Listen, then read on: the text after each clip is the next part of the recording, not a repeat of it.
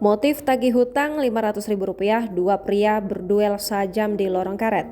Duel maut yang melibatkan dua orang pria yakni M. Rido dan M. Husni di lorong karet Kelurahan 910 Ulu, Kecamatan Seberang Ulu 1 Palembang pada Jumat 3 Desember 2021 ternyata motifnya karena pelaku hendak menagih utang.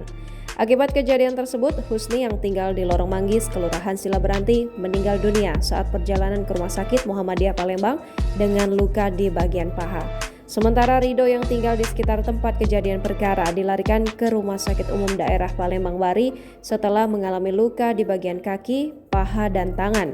Ketika dijumpai di RSUD Bari, Rido mengatakan kejadian yang bermula ketika dia bertemu dengan Husni di lokasi kejadian.